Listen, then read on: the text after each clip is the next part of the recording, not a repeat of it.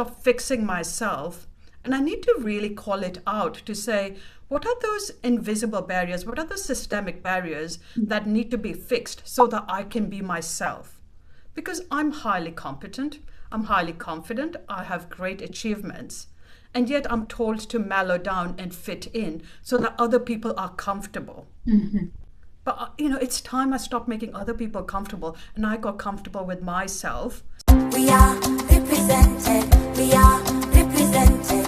We are represented. Welcome to Represented, the podcast. I'm Aniki Shuru, racial equity coach for online business owners who want to be intentionally inclusive by building a business that is racially equitable. I created this podcast to normalize a conversation around racial inclusion so that fear is no longer the barrier that gets in the way of doing this work. This isn't about perfection, it's about progress. Whether you're taking your first steps or you're well-versed in the journey towards racial equity, this space is for you. So welcome home, friend. Let's get started. From coast to coast, around the globe, we are represented. We are represented. We are represented. Have you ever had a conversation with somebody and they remind you about your why, the reason why you do what you do? This conversation with Premila Jina has done just that for me. I knew it was going to be a gift for you, the listener, but for what it's done for me, my cup is overflowing, and I cannot wait for you to listen to this conversation because she does not hold back. She's probably one of the most authentic, open, and vulnerable people that I have interviewed on this podcast. And what is strange is the fact that we do not know each other personally. Her public relations person is the one who reached out to me and said, we feel that your podcast is ideal for Premila to come on board and to share a message about her work. And for sure, it really was. And it was a big, big yes for me. And I just cannot wait for you to tune in and just to hear the gems that she drops. And in particular, just not holding back and sharing lived experiences that sometimes we might be a little bit skeptical, a little bit guarded, a little hold back and not give the details. But she's gone there and she's called things as they are. So whether you're a woman of color who's listening, whether you're a white woman who wants to better understand how to be more inclusive, this episode is for you. Let me share a little bit about who Premila is. So Premila Jina is a global leader, speaker, and inclusive leadership consultant who has navigated the high-pressure worlds of top-tier finance and technology across 3 continents.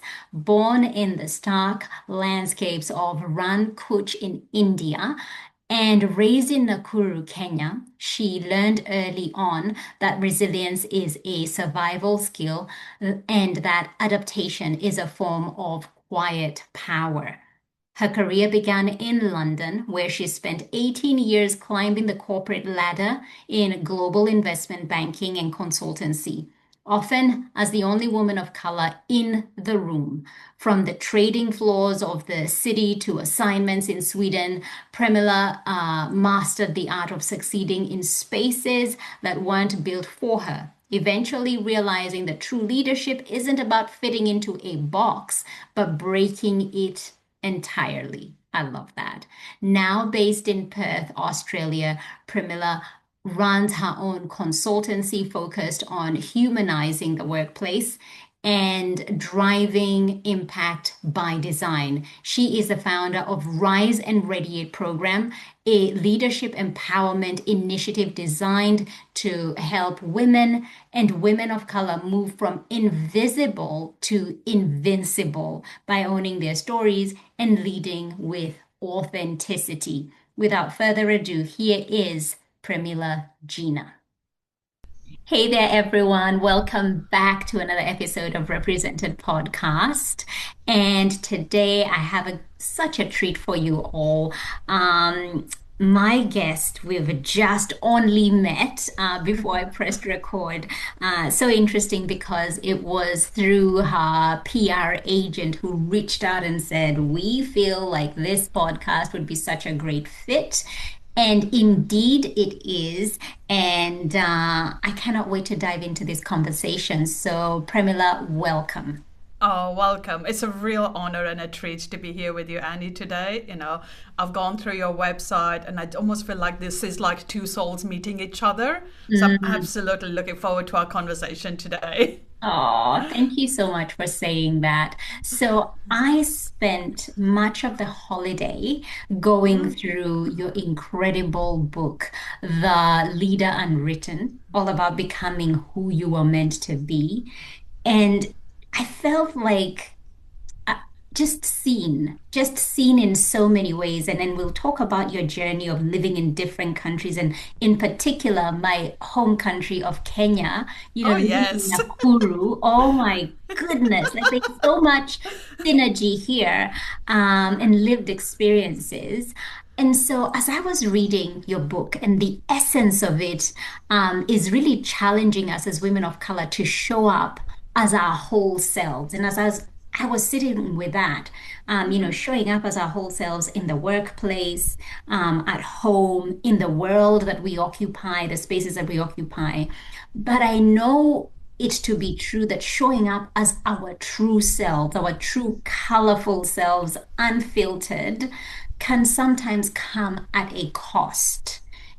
As somebody who worked in corporate Australia for almost 2 decades in the HR industry, I know what it's like, and I know that you cannot bring certain things because they might get in the way of you climbing that corporate ladder. And so sometimes it is important for us to show up with some kind of armor so Yes. that it allows us to survive and to navigate those spaces that were not built with us in mind. I wonder, what are your thoughts? Because somebody who's listening to this conversation, they're like, I would love to show up as me, especially as Black women coming with our natural hair that is not straight, coming with braids and all sorts of things. It may not be looked upon professionally and favorably. What are your thoughts about that? I think you've absolutely hit the nail on the head, and I like how you started this conversation. I just want to share by saying that, there's been so much talk about diversity, equity, and inclusion for a long time. And yet, just yesterday, I had my coaching conversation with one of my clients. It's a woman of color that I'll be coaching. And she has worked twice as hard. In fact, as women of color, we end up working 10 times harder just to be accepted and to fit in. And she then went for that promotion. Now, this is a woman from Sudan. She went for that promotion in an Australian stock listed company that's a real strong advocate for diversity, equity, and inclusion. And her leader turned to her and said, "We don't have leaders like you in this organization. You don't look like a leader." And I looked at her like really shocked. I was like, wait, this is 2026. You work in a massive global organization and your leader is turning to you and saying that? And he's like, yep, I was said, we don't have leaders that look like you. And I think that kind of took me back to the very essence of why I do what I do, which was, yes, leaders don't look like us. But that's because leaders like us have not existed in these spaces. And the reason is there's this notion of, the leader has to be a tall white man or now a tall white blonde woman. So that's like the unconscious bias. That's the systemic barrier of that's what leadership look like. And then we're being judged against that on an unconscious level. And we're not being given those opportunities. And I think, based on the book and based on my story, that's been my persistent barrier is when I was born in India, I came to Kenya and I was told, oh, you don't fit in. You need to do X, Y, and Z to fit in.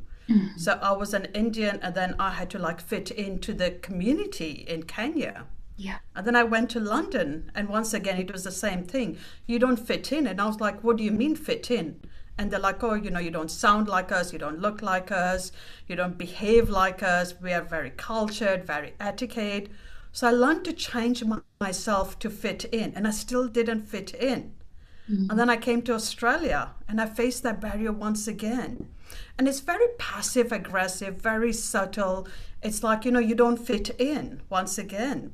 And I've changed myself. But I think, when I hit the 40s, I started thinking, do you know what? How much will I fit in? How much will I keep changing myself to fit into a notion that I can't see, touch, or feel? Yeah. And I realized that I think I need to stop fitting in, stop fixing myself, and I need to really call it out to say, what are those invisible barriers? What are the systemic barriers that need to be fixed so that I can be myself? Because I'm highly competent, I'm highly confident, I have great achievements, and yet I'm told to mellow down and fit in so that other people are comfortable. But, it's time I stopped making other people comfortable, and I got comfortable with myself. Yes. I owned my superpowers, and I really came in, and I'd be like, no, let's fix the system.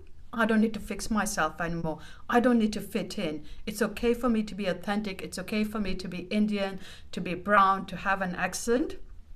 I have something to contribute, and accept me as I am, and being authentic. You shared so many things there that I just want to go back to. Firstly, this client of yours, because I'm a coach as well, Sudanese woman going for a leadership role in 2026, being told, there aren't any leaders who look like you. I mean, first and foremost, that is grounds for an investigation that leads to dismissal. That is discrimination right there, black and white discrimination. And so I cannot believe that somebody would speak in such a way, so blatantly, making it so obvious, because there are ways in which systems work in a very covert way where you're not too sure that it's a racial discrimination, but you can sense it as somebody who wears this skin, but you don't know. But for the person to say that is grounds for investigation leading to dismissal. And it is unacceptable. And I wouldn't want her just to take that as, oh, okay. I think that should be pushed further. And we shouldn't be having that kind of leadership, because that is discrimination of the highest level. That's one. I know. Can I just Secondly, add to that, though? Can I just a little bit add to that? Is, yes, that's one example. But, even I myself, I have worked where I have been bullied. And you have clear grounds for bullying. And, I have brought that to the attention of HR. And then two things happen. One is HR kind of look at you and be like, oh, are you sure you want to ruffle the feathers? Are you sure you want to rock the boat? The process that HR have is so convoluted that I think it bruises the victim that has gone through that traumatic experience itself. So I think that's one of the challenges. But the other challenges is like the retaliation you will face. So if you go and you complain, there is this whole fear of retaliation of, you're a woman of color. Now you've gone and complained. So people will like either talk bad about you, they will avoid you, they'll gaslight you. They don't want to be near somebody who causes trouble. So all of a sudden that retaliation can come across as isolation.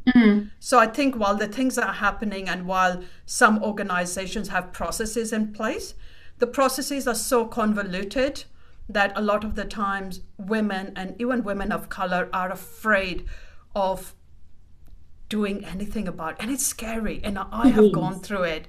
They told me, do you want to make a formal complaint? And I was like, after realizing how brutal the process was going to be, I was like, no, I don't want to make a formal complaint. I went for therapy instead. I went for 6 sessions of therapy to fix myself because I was afraid of the retaliation and the experience I would go through if I didn't make a formal complaint.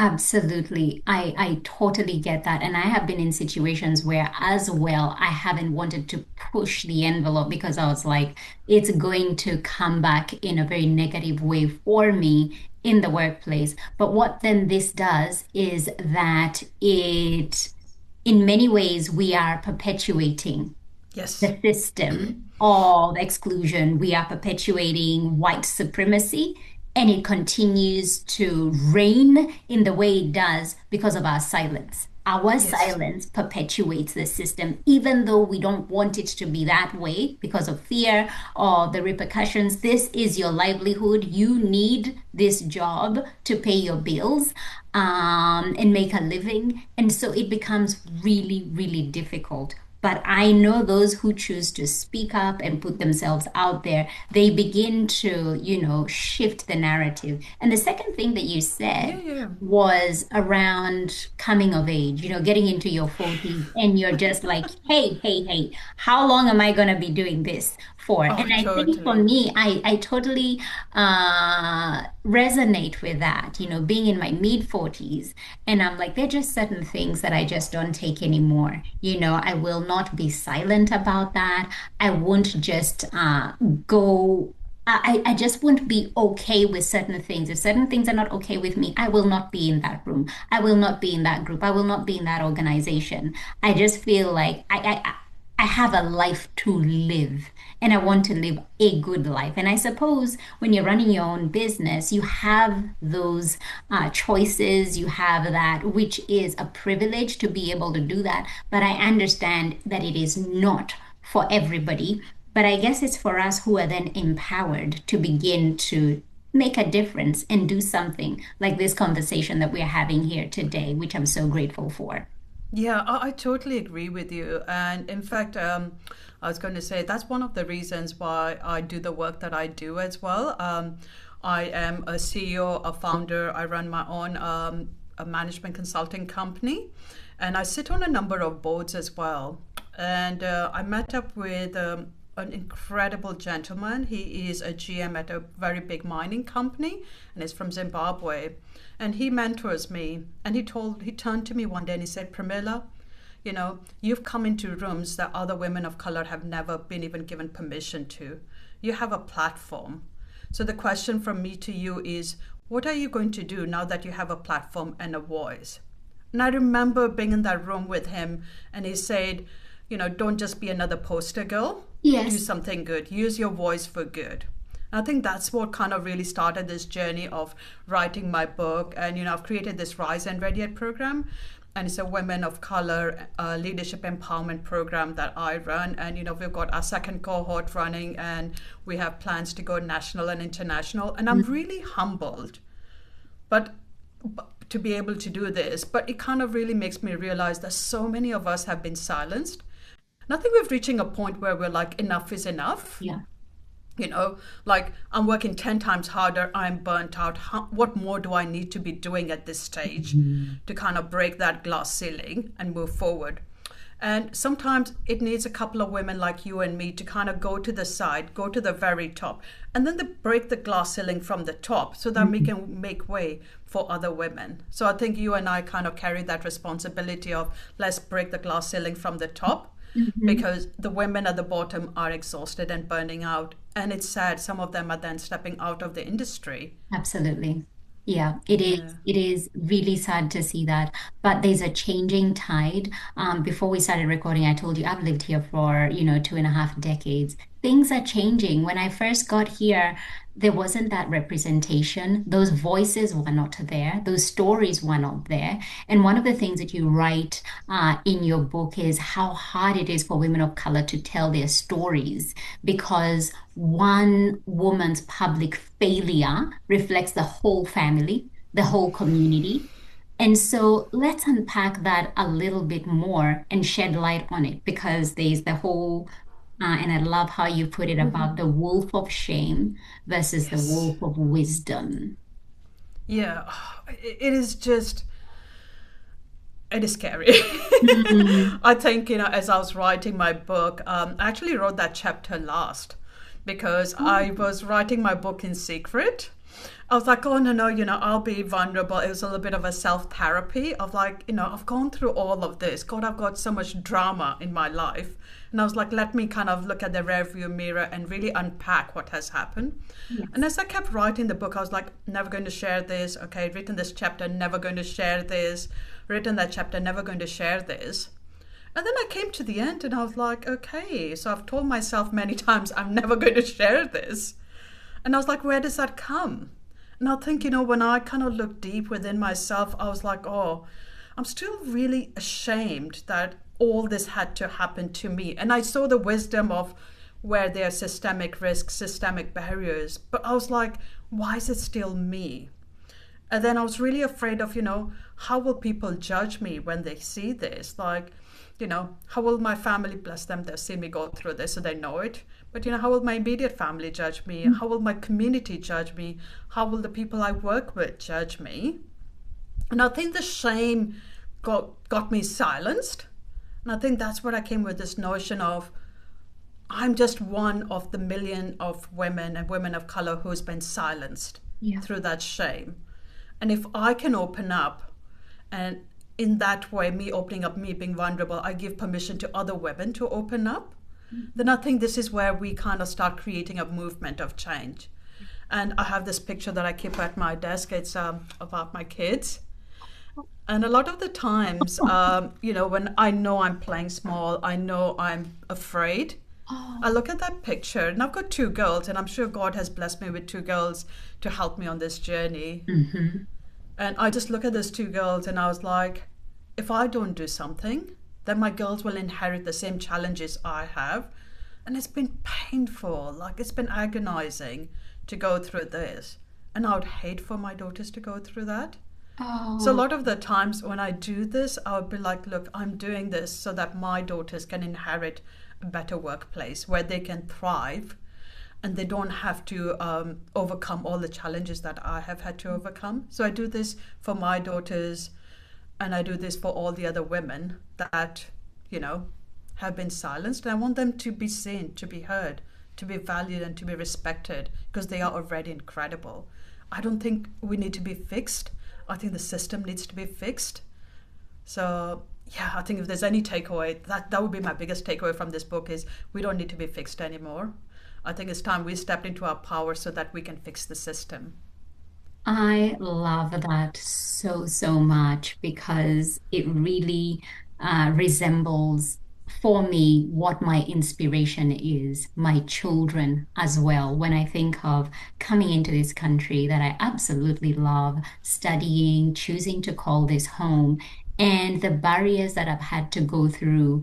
Knowing that I wouldn't want them to go through those barriers, that hopefully through the work that I've done within myself and outside of myself will create a better landing pad for them, that they're not starting at the same place I started. They're Yes. starting at a different level. And for their next generation, starting at a different level. And just for generations of color, migrants of color, that we're ensuring they're not starting from the bottom. I remember when I first got here as a international student, the first job I got was a cleaning job. I used to clean corporate offices in the city.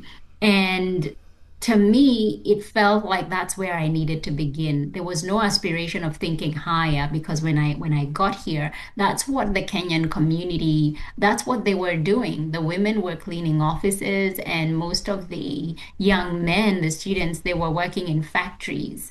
And so that was just our way of, I guess, making some extra money.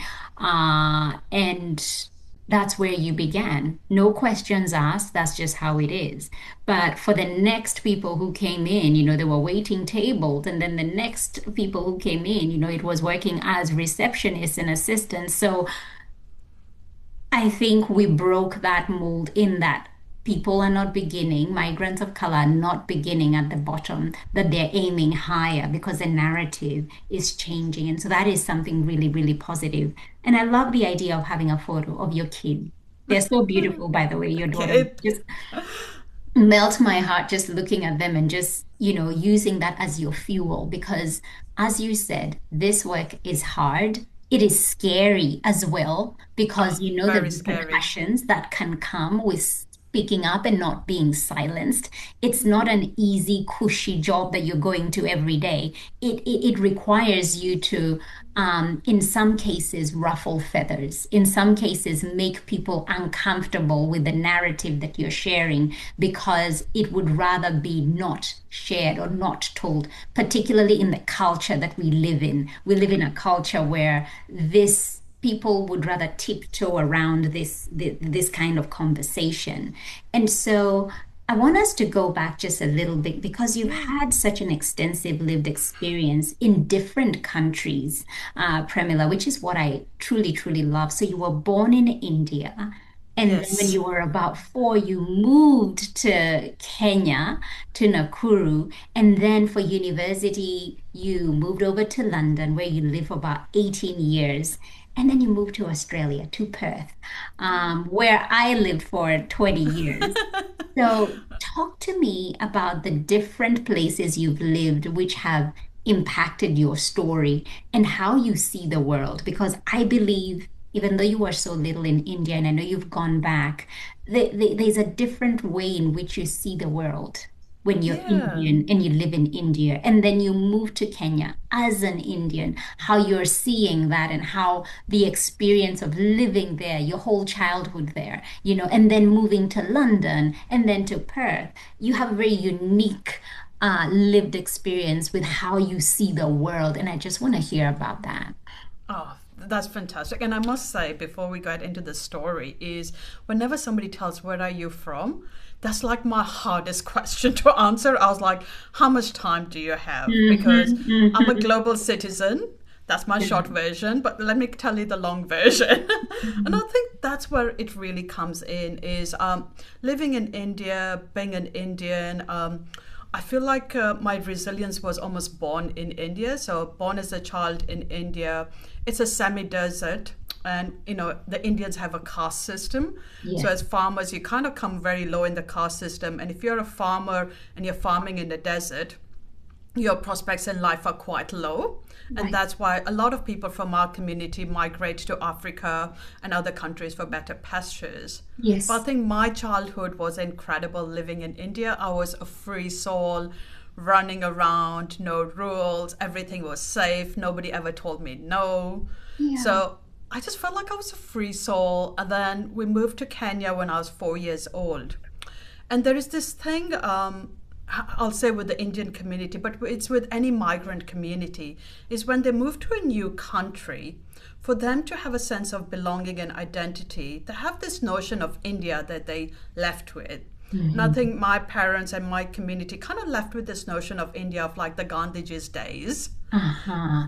And then they come to Kenya and they have this, like, they form this close knit community, very Mhm. tight community that they have a strong sense of belonging to.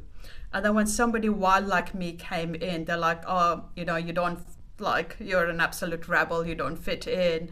So Mhm. they tell you how to behave to fit in. So I was like integrating into the African culture, but also into a close knit Indian culture that doesn't even exist in India. Right. But people keep it alive because they've gone to a foreign country and they want to identify themselves. Yes. So it was hard living in that culture. I think, I'm actually a darker shade of brown than normal. So you have in the Indian hierarchy, the fairer people are like, the heroines of the Bollywood movies. They're Mhm. nice people, clever people. And then darker people are like, you're like the villains of Bollywood. You're not very clever. You're kind of made to do the lesser, the dirtier, the harder jobs. Yes.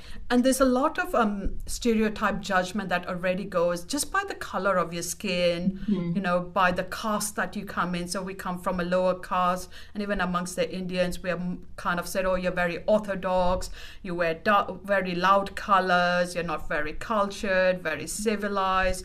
So I remember even as a child, I was bullied and teased at school for, being a kachi, and I was very good with sports, so they would actually bully me to say, oh, khichdi power, and they would do that until I stopped playing that sport. Oh. So it was hard, like, being like, and I would go home and I'd literally tell my parents to say, why am I dark? Why Mm. can't I be fair like everybody else? Why can't I just be accepted for who I am? So there was all those challenges. I feel like kind of started getting me silenced from being that wild, carefree child to kind of getting silenced. And then, that continued even when I went to university in London. I remember the first time I went there and I just gone to a tube station and I said, oh, can I buy a ticket to Blackfriars? And they turned to me and they're like, what? It's called Blackfriars. And they're like, get your pronunciation right, darling. And you're like, oh, lovely as it is. But once again, your accent. And I was like, but we've been taught to read English this way. And they're like, no, but it's pronounced that way. So I must tell you, I used to watch EastEnders to get a British accent. It's like the worst way of like trying to get a British accent, but everybody used to watch EastEnders. So I was like, this is it. EastEnders is what the English watch. So let's use EastEnders to get a British accent. And I changed my accent within a month of landing in Britain because the desire and the need to fit in. But yeah, but they're so sarcastic. British have this thing of they're really sarcastic. And then when you push back, they're like, that's a joke. You should be able to take a joke. Are you not getting it? It's a joke. But I was like, it's under the belt. You're sending me a message and then you're covering up with your thing. They gaslight you, essentially. Yeah. Yeah. And then they're like, oh, you're being too sensitive. Get over it. Develop a thick skin. And that just continues over time. And, that's what I mean by like, it's passive aggressive. It's like, it's hit under the belt. And then when you kind of push back, it's like, oh, no, you're the problem, not me. Like, you're the one who's not getting the joke. And I was like, but that was not inappropriate. And I remember, like, I look great in bright colors. It brings out my tone. And I'd wear those colors to work and they'd be like, oh my God, are you going for a wedding? Or your colors are too bright. I think I need to wear some shades in the office. But it's all these subtle remarks that kind of go towards almost like silencing you. You pale yourself. My entire wardrobe in London was like black and white and then the grays in between.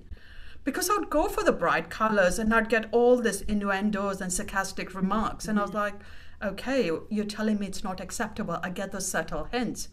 But then a part of me is paling myself, paling my voice, my tone, how I look, how I come across. And then it affects your confidence. The other thing I really want to speak about is being corrected mid-sentence.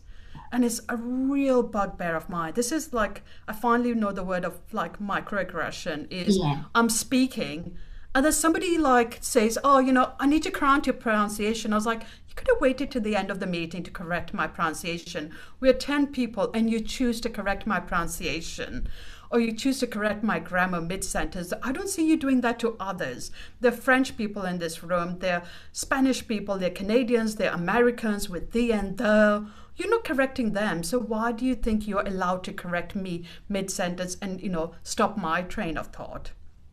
So now I kind of really come back with like, I'll come back to that later. Hold that thought, write it down, but I need to finish my sentence.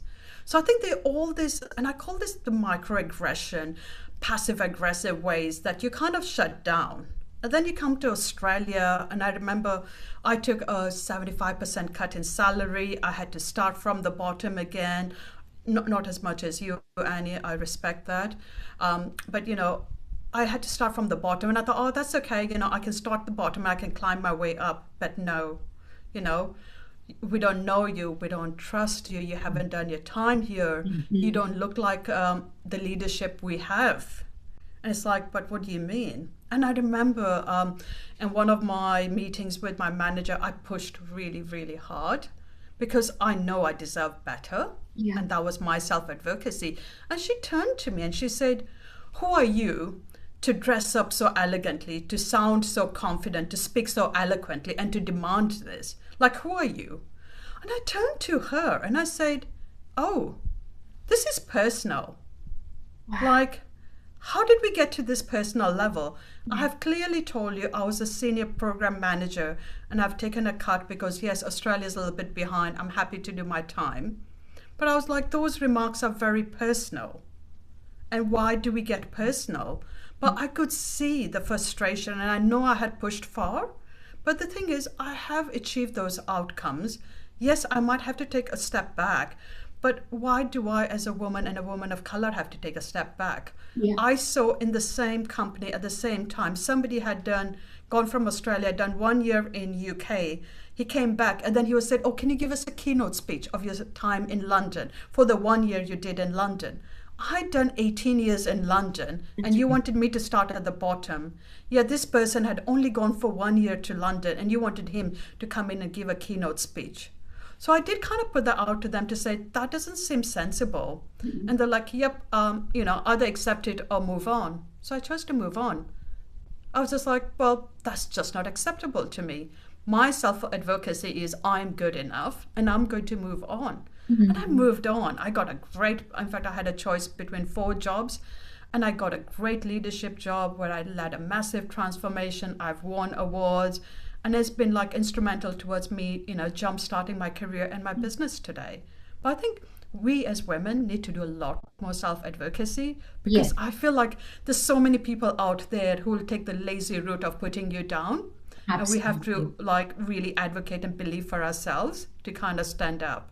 Self-advocacy is so, so essential. And also the support systems that you have around Yes. you, your partner, your husband, your children, that support system is everything. Because if they're telling you, hey, play it cool or don't ruffle feathers or we need this paycheck, it makes it so hard because then you stay stuck in a cycle, in a system where you're disrespected, you don't enjoy it, but you're going there because you need it. You're desperate for it. But that self-advocacy and speaking up and looking for other opportunities elsewhere that end up being better, that gives people the permission to push back. So any woman of color who's listening to this conversation right now going like, hang on, self-advocacy is probably what I need here. I can push back. I can test the waters elsewhere and see what opportunities lie beyond where I am today and just keep pushing because that is what we need. And I'm thinking about everything that you've shared then, particularly accents. Oh my God, I feel like accents could be an entire podcast episode on its Oh, own. totally. Accents and really just talking about the superiority that comes with that. Because as you were speaking and you're talking about being corrected mid-sentence, what came to mind was the French accent. Nobody Yes. corrects a French person or Spanish or Irish or Scottish. It's like, oh, how nice. What a Yeah. Or beautiful, a Russian one as well. And it's like yeah, nobody's correcting it. Or American for that matter. It is so accepted. That's how they say it. But for some reason, it is that if you have an accent that's African, Indian, a person of color, it is less than. And it's like you have to be corrected and shown the right way to pronounce it. Accents, there isn't that leeway of, okay, you're multilingual. English is not your Yeah. first language, or it might be, but you speak other languages other than English. I And know. so And that is, that and it comes with a sense of entitlement because I was curious and I've gone up to that person and said, "Why did you feel the need to correct me mid-sentence?" And they turned to me and they said, "Oh, Premila, I was doing you a favor." And I was like, what do you mean? So there's this whole sense of entitlement of like, no, no, no, I am correcting you mid sentence in the middle of a meeting because I'm doing you a favor and I want the other people to understand you. And I was like, no, you don't need to do me a favor because they do get me. I think the problem is more with you and you need to look internally within yourself if you've got some unconscious bias problems as well. Because I'm okay with my accent. It's not perfect, but I speak 5 languages. I think in 5 languages. So I am doing a lot of processing. So yes, 1 or 2 words will come across different, but we'll get over it. It's not the end of the world. So, and I've challenged her the same is you don't correct a French person, you don't correct a Spanish or an English. Even in England, I lived in England. God, the Newcastle accent is totally hard to get. The Scottish one is even harder to get. So I was like, I'm accepting of listening to understand. I yeah. think so can others. We don't need to be corrected mid sentence. But then it comes with a real sense of entitlement and they feel they're helping us And while they're harming superiority. us. And Yes. superiority as well that plays a role, in terms of this is less than, this is more superior. And so with carrying this many intersectionalities, if you like, Yeah. It's got me wondering how you've been able to navigate the weight of it all and still pursue leadership in such a visible way.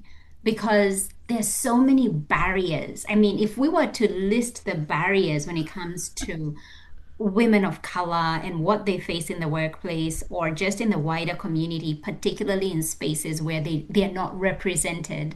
There are just so many barriers, right? And so, how do you navigate that and still pursue leadership in a visible way? What is the thing that just makes you feel like I'll speak up, I'll push the envelope, I'll still pursue leadership, I'll still be visible with my accent, with whatever. I'm not going to let that stop me.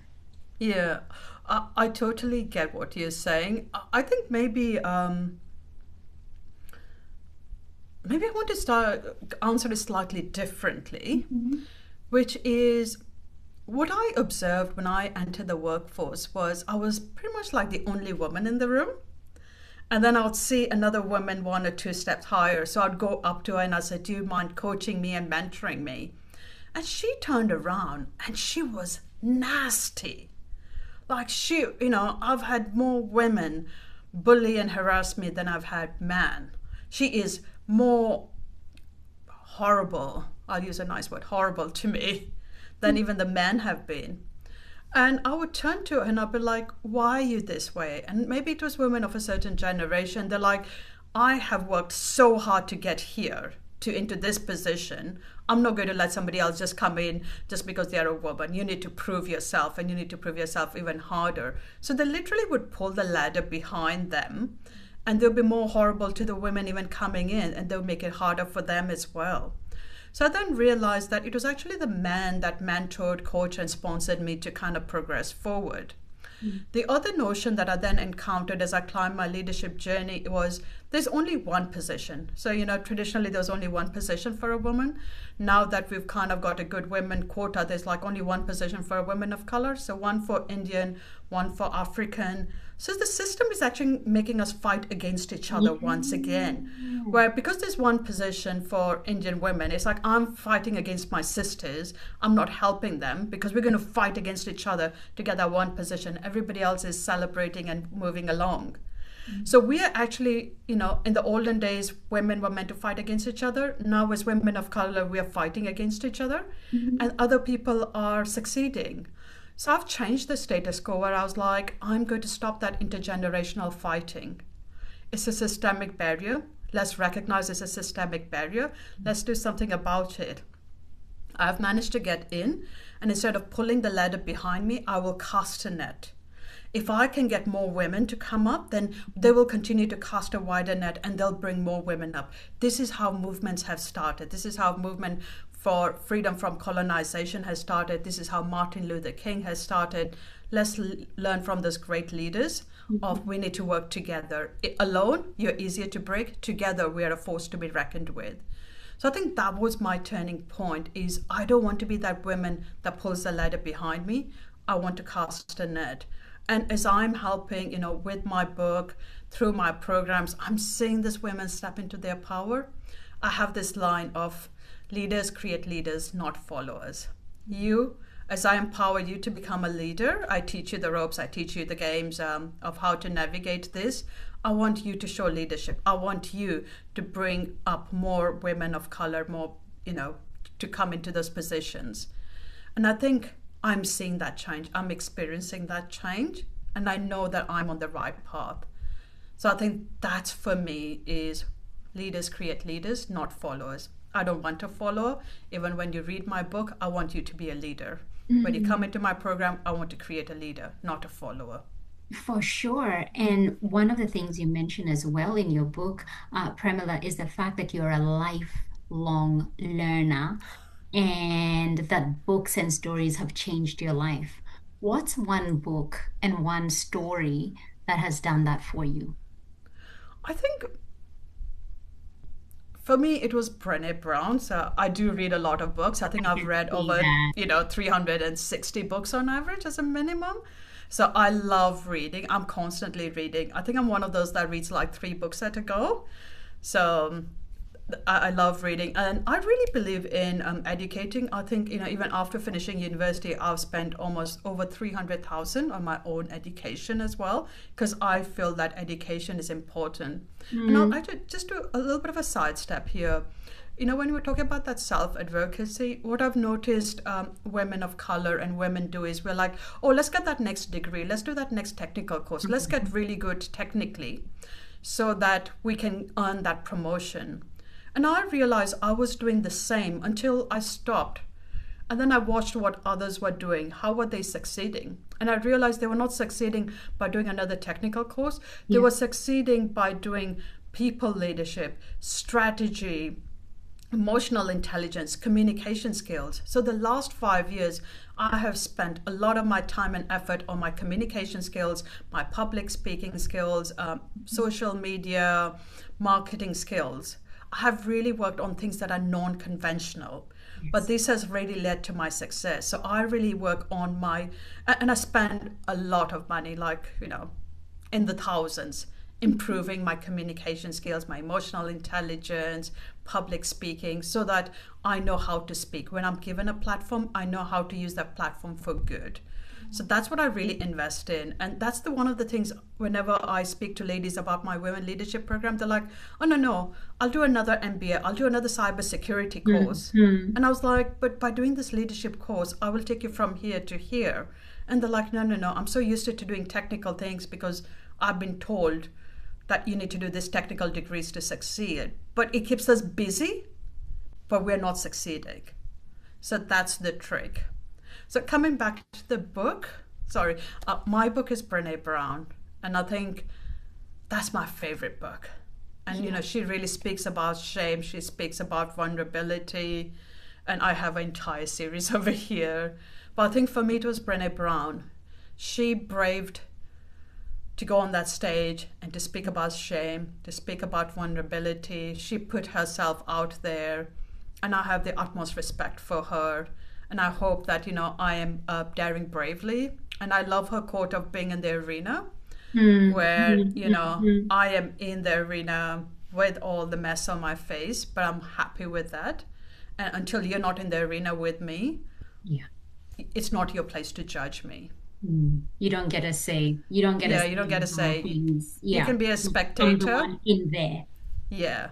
So I think for me, that's what I am, is I choose to be in the arena, to dare, to do all this. It is scary. Like, even having this podcast, I know a lot of other women will be hearing it. I have been quite open and quite vulnerable. And I say this so that I can break that generational trauma of being silenced, and so that together we can move to be seen, heard, valued, and respected.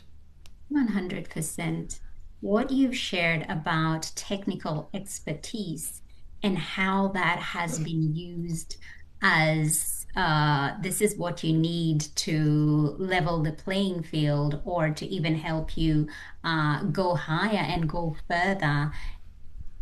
I love what you said. It keeps us busy. It doesn't necessarily help us in the areas that we need to excel in. It just keeps us busy. In fact, it gets in the way of us rising. And I cannot tell you how much that is such a truth in our community, where we will go into debt.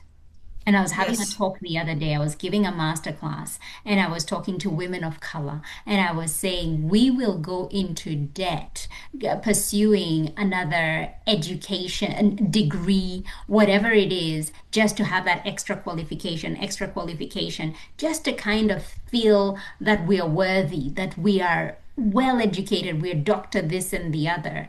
Meanwhile, whilst we're in the trenches doing those things, life is moving on. Things are happening. There are other skills that we're not developing that could help us propel, that we are not really focusing and spending time on. And so I love what you've said and how you've articulated that.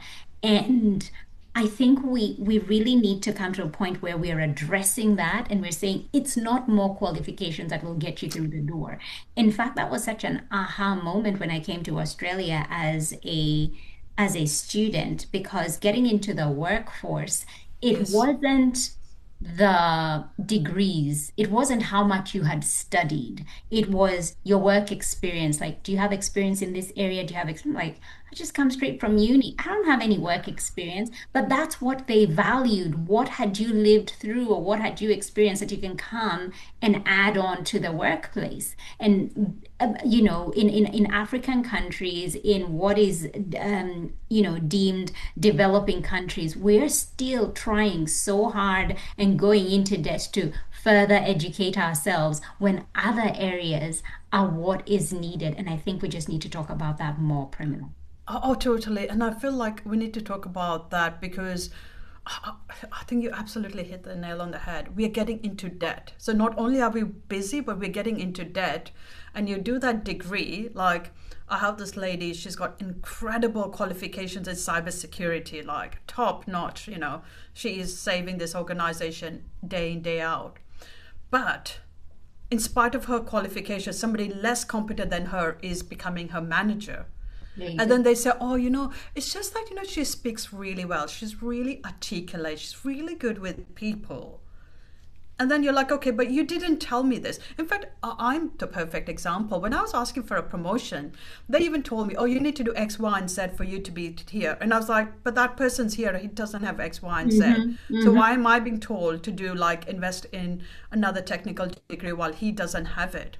And it's only when I hired an executive coach that they told me, oh, no, no, this is the game they don't tell you is your communication skills, your networking, your public speaking, going out and getting those awards, speaking on podcasts, having your LinkedIn profile, owning your worth. That's what they don't tell you. In fact, in one of my jobs, they actually said, oh, Premila, you've got like an incredible LinkedIn profile. Like, you really you really speak about yourself. And I was like, so what's wrong with that? They're like, yeah, like, why don't you wait for permission from us? And I was like, yeah, I've waited, it didn't come. So I'll just continue to self-advocate and speak about things that I'm passionate about on my LinkedIn profile. I'm not going to wait for that permission. It's not coming. And it was the same. When I went for my first award, I'd deliver this incredible transformation, increase productivity by 500%, help to get massive strategic clients for the organization, led this massive transformation. I had 7 nominations and I asked the CEO to submit. And he's like, Premila, you should be waiting your turn. And I was like, yeah, but nobody's like coming to me. And I even said, oh, can the marketing team like write a really good nomination for me so that I can win this award? I've got like 7 submissions. And they're like, no, our marketing team is really busy. So you're not a priority for us. So you've delivered incredible results for us. You've made us look good. You've made us successful. You've brought in the money, but you're just not a priority enough for me yet. So I then went and nominated myself for the award. And it was uncomfortable for them. My self-advocacy was uncomfortable for them. They're like, oh, so you've just done this? I was like, yeah. And I'm going for the award. Do you want to come? Oh, no, no, no, fine. I was like, it's okay. I'll go alone for the award. I'll take my annual leave and go for the award alone. But I make people uncomfortable with my self-advocacy. Yes. And, I've had feedback to say, oh, you're not very humble. And I was like, that's fine. I can accept that because I'm advocating for myself.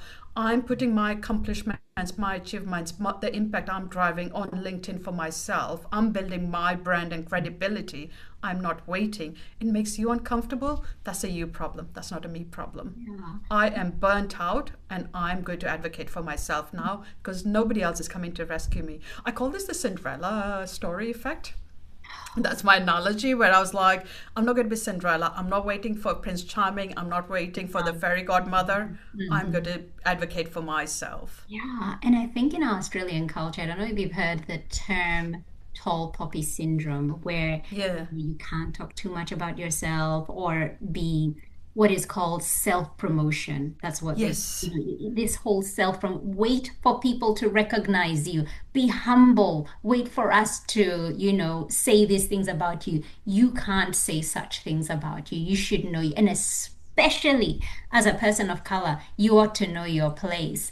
But we Yeah. need to hear your story. We need to hear about those successes so that we can dream bigger. A lot of Yeah. times you cannot be what you cannot see.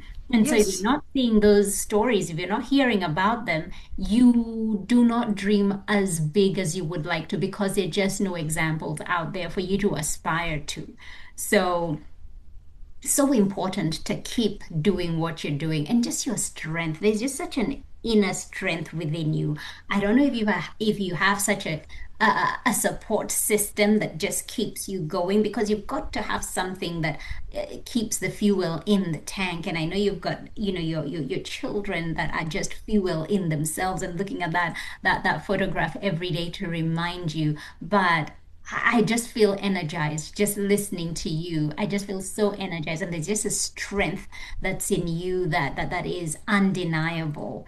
And so, one of the things I wanted to talk about was Yeah. clarity. You mentioned clarity, and it's something I'm currently studying. It's something I'm leaning into, particularly at this time of the year. It's still the beginning of the year, and I know that without clarity, you can't make big moves. You're always second guessing yourself. You're looking around to see what others are doing. Right now, I'm muted on social media just because I just don't want to be influenced. I don't want to look and see what that person is doing and feel like I should be doing that or what am I doing? I just want to just be in that space of clarity. So my question is, what clarity have you gained that has shaped your leadership as a woman of color? It's wonderful that you say, talk about clarity. I still feel that I'm a work in progress. Mhm. So, and I think every year in December, January, I do kind of, I like what you're saying about LinkedIn. I do mute myself from LinkedIn. And in fact, this year I've kind of like got all my notifications switched off as well because I Mhm. did realize that last year I was all over the place. I was like seeing somebody else do this, I would do that. The other person did this, I would do that. And I did each and everything that I saw somebody else doing it on LinkedIn. And I got burnt out and I didn't get much results. So this year it's all about consolidation. I've got 4 programs that I'm going to be running, Yeah. and I've kind of come up with like non-negotiables. There's this new word called boundaries, which I only discovered in my 40s. And now I just work on that. We ran Mm. this entire activity. I ran it with my first cohort of Rise and Radiate, where we said, where is there self erosion? Where are we eroding our energy, our power? And we identified that as a group. And then we came up with what are our 3 non-negotiables? What are the boundaries we set for ourselves? And we do this every year because I feel we're always a work in progress. And I've come up with those 3 non-negotiables. And I was very clear on this is the purpose for this year.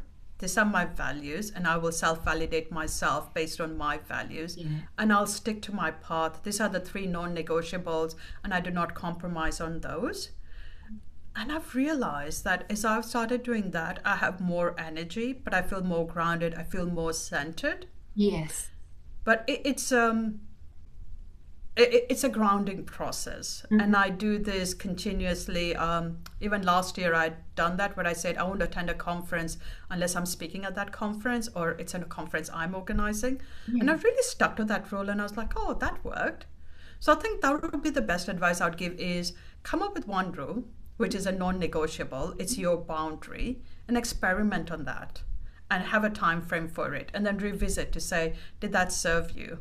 And then I think that's how I've done mine. And then now I've come up with 2 rules. Now I've come up with 3 rules, Yeah. and I'm kind of developing those rules.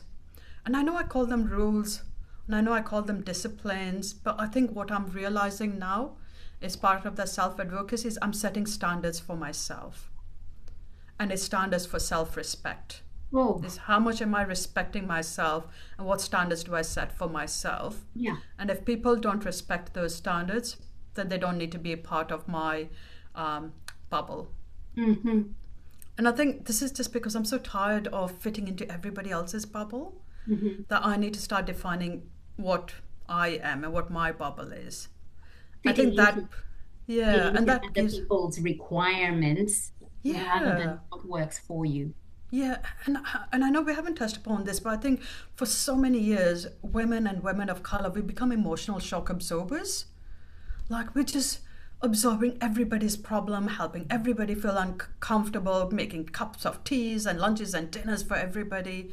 I just feel like there comes a point where you just have to say enough is enough. Mm-hmm. And I deserve some self-respect. I have some standards, and it's time I put my standards out there and started living up to my standards and saying no to people who don't respect those standards. Yeah. Yeah. Yeah.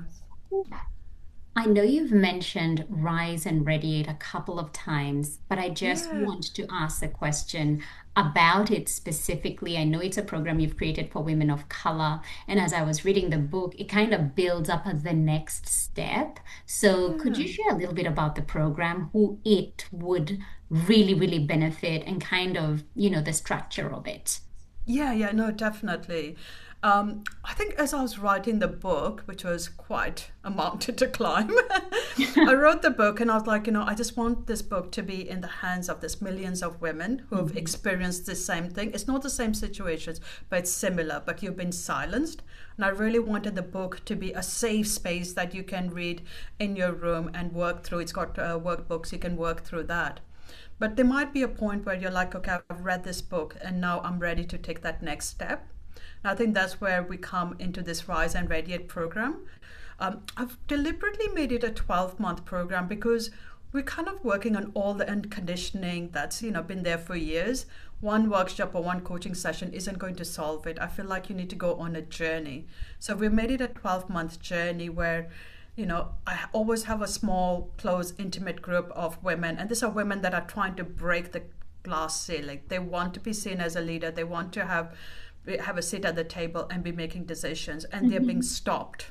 They're kind of hitting that barrier and they're almost like ready to opt out. They've done everything they can and it's just not working for them.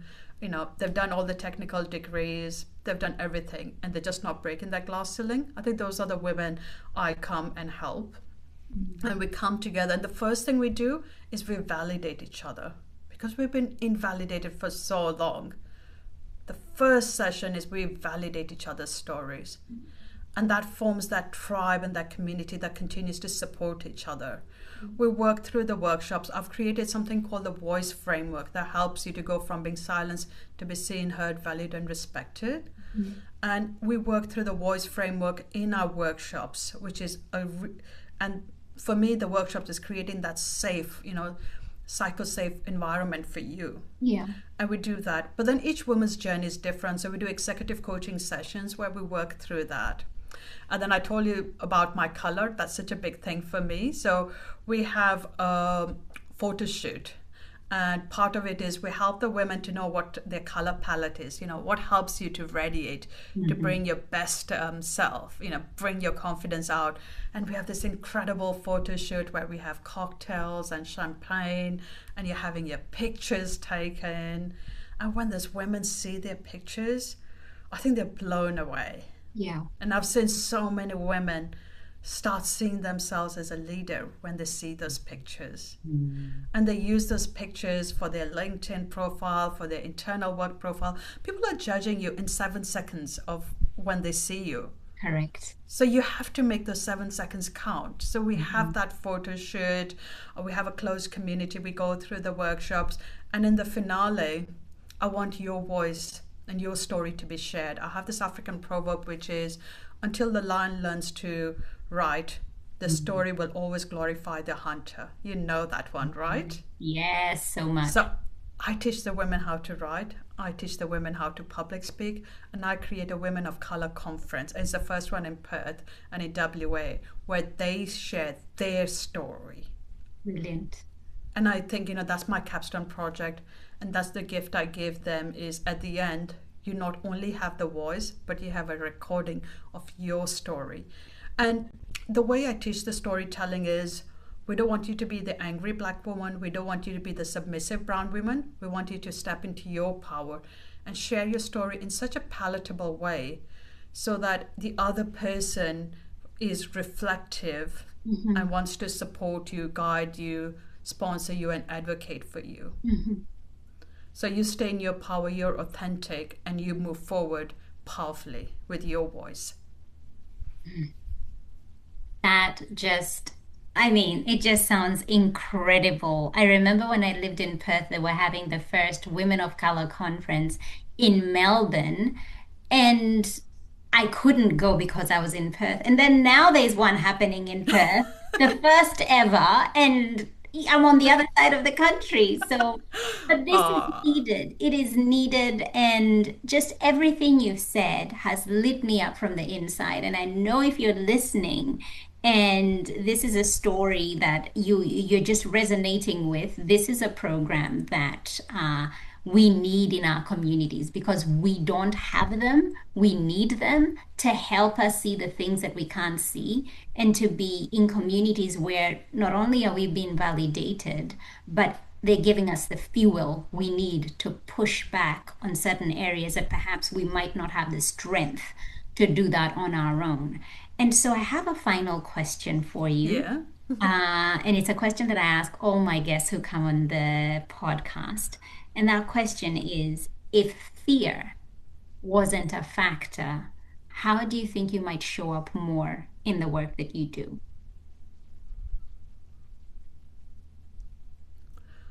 I think fear is always a factor.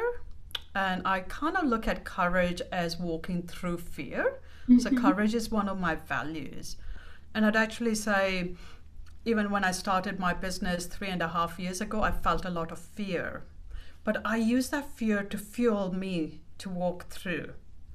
And I actually feel like I use fear to get me to actually take bigger risks, bigger actions. Fear is an energy and it drives you into motion. So why not use that? So I think that would be my answer is I use fear as an energy to move faster, to move bigger, to take bolder risks. And I have this line, God, I've forgotten it right now, but it's my favorite line of Coach Carter is you playing small does not serve the world. So every time I feel the fear, I listen to that. It's exactly a 2-minute podcast from Coach Carter. And I use that fear to kind of help me to take bigger steps. I love that. I love that so much. And I have loved this conversation. I've loved it as well. Thank you so much. I've really, really enjoyed it. I feel like I've really connected. Yeah. So, yeah, I've truly enjoyed this conversation. It's been like just having a coffee with somebody who gets you, who understands you, no extra explanation needed. It's just nodding and nodding. And I'm like, oh my gosh, yes, yes, yes to everything that you've said. Now, where is the best place for listeners to connect with you and to buy your book? Oh, definitely. Please connect with me on LinkedIn. I think that's the place where I hang out a lot. So you can find Premila Jina on LinkedIn. My book is available on Amazon, The Unwritten Leader. So you can get it as a hard copy. I like to have hard copies because I like to write my notes as well. But I know a lot of people like to read it on Kindle as well. So it's available both on Kindle, but also as a hard copy. And I think that's my gift to you is if you can read that book and if it can help you on your journey to recognize where you've been silenced and how you can go from being silenced to be seen, heard, valued, and respected, then I feel I've done my job and I've made this world a better place. Premila, thank you for making this a better world for us. Thank you so much. Thank you. We are represented. We are represented. We are represented. Thank you so much for tuning in. Why don't you go ahead and hit that subscribe button and leave a review so this podcast can reach more online business owners and together we can begin to normalize racial inclusion in the online coaching space. I'd love to acknowledge the traditional owners of the land where this podcast episode was recorded, the Wiradjuri people in central New South Wales, Australia. Music produced in Nairobi, Kenya by Patrick St. P. Mbaru and Kambua Mathu. Vocals by Joanne Matata. Represented.